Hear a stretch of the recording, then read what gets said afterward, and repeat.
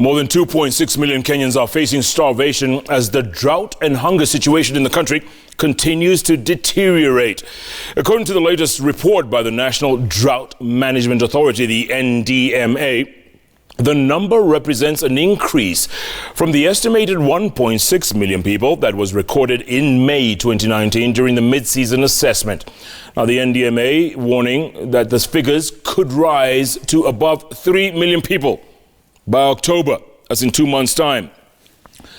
Let's begin our broadcast with our very own Enoch Sikolia. Pictures of dehydrated people and livestock in search of water and pasture are now common in Wajir and many other arid and semi-arid areas in the country. In these areas, people either face food crisis or an emergency situation. Heat waves have continued to deplete vegetation and with it pasture for livestock and food for people. Most water sources, such as water ponds, have dried up. The most affected counties are Turkana, Marsabit, Mandera, Baringo, Samburu, Isiolo, Wajir, Garissa, and Tana River. People here heavily depend on livestock. Others in crisis include Kitui, Makueni, Kilifi, Lamu, Meru, and Tharaka Nithi.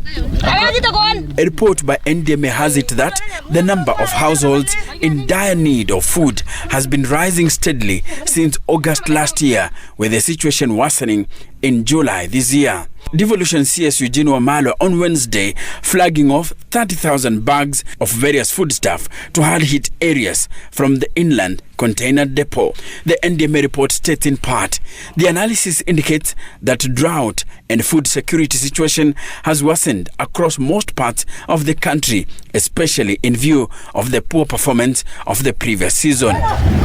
The agency says the situation has been caused by a below average and poor performance of long rains between March and May, especially in arid and semi-arid areas.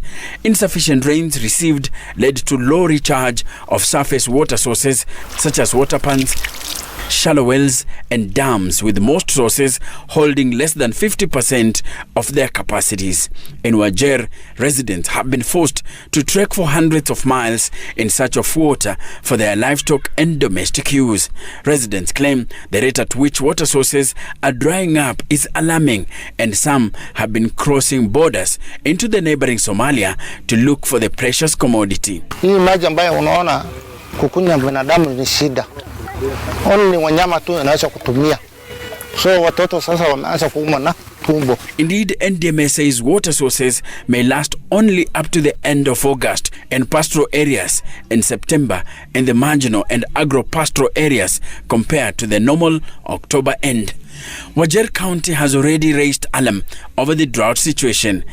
Despite intervention measures like distribution of relief food and tracking of water, the county government says it could use the help of partners and the national government. Enoch Sikolia, Citizen TV, Nairobi.